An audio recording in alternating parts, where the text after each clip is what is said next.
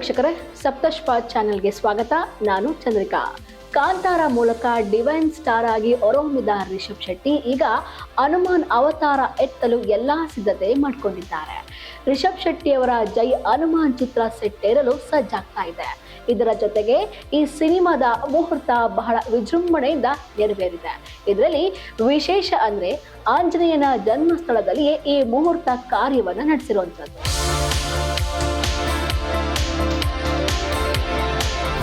ಹೌದು, ಕೊಪ್ಪಳ ಜಿಲ್ಲೆಯ ಅಂಜನಾದ್ರಿ ಬೆಟ್ಟದಲ್ಲಿ ಇಂದು ಭಾರಿ ಸಂಭ್ರಮದ ವಾತಾವರಣ ನಿರ್ಮಾಣವಾಗಿತ್ತು. ಡಿವೈನ್ ಸ್ಟಾರ್ ರಿಷಬ್ ಶೆಟ್ಟಿ ಹಾಗೂ ಅವರ ಪತ್ನಿ ಮುಹೂರ್ತಕ್ಕಾಗಿ ಕಿಷ್ಕಿಂಧ ನಾಡಿಗೆ ಆಗಮಿಸಿದ್ದು, ಇನ್ನು ರಿಷಬ್ ಶೆಟ್ಟಿ ಅವರಿಗೆ ನಿಜ ಜೀವನದಲ್ಲಿ ಸಿನಿಮಾದಲ್ಲಿ ದೇವರ ಮೇಲೆ ಎಷ್ಟು ಭಕ್ತಿ ನಂಬಿಕೆ ಇದೆ ಅನ್ನೋದನ್ನ ನಾವೆಲ್ಲರೂ ಈಗಾಗಲೇ ನೋಡಿರುವಂಥದ್ದು. ಈಗ ಅವರು ಮತ್ತೆ ದೈವಿಕ ಕಥೆಯಲ್ಲಿ ನಟಿಸುತ್ತಿರುವುದು ಅಭಿಮಾನಿಗಳಲ್ಲಿ ಭಾರಿ ಕುತೂಹಲ ಮೂಡಿಸಿದೆ.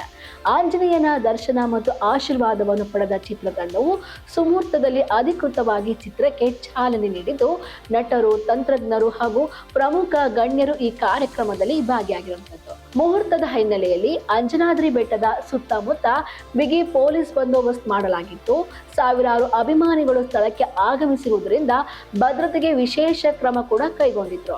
ಪ್ರಶಾಂತ್ ವರ್ಮಾ ನಿರ್ದೇಶನದಲ್ಲಿ ಮೂಡಿ ಬರಲಿರುವ ಈ ಬಹುನಿರೀಕ್ಷಿತ ಚಿತ್ರದಲ್ಲಿ ಹನುಮಂತನ ಪಾತ್ರಕ್ಕೆ ರಿಷಬ್ ಶೆಟ್ಟಿ ಆಯ್ಕೆಯಾಗಿರುವುದು ಚಿತ್ರದ ತೂಕವನ್ನು ಮತ್ತಷ್ಟು ಹೆಚ್ಚಿಸ್ತಾ ಇದೆ.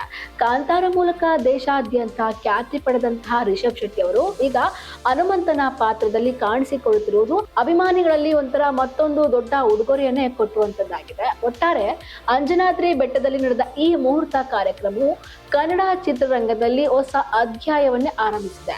ಜೈ ಹನುಮಾನ್ ಚಿತ್ರವು ಭವ್ಯತೆ, ಭಕ್ತಿ ಮತ್ತು ಶಕ್ತಿ ತುಂಬಿದ ಕಥೆಯನ್ನು ಪ್ರೇಕ್ಷಕರಿಗೆ ನೀಡಲಿದೆ ಎಂಬ ನಿರೀಕ್ಷೆ ಈಗ ಎಲ್ಲೆಡೆ ಮೂಡಿರುವಂಥದ್ದು.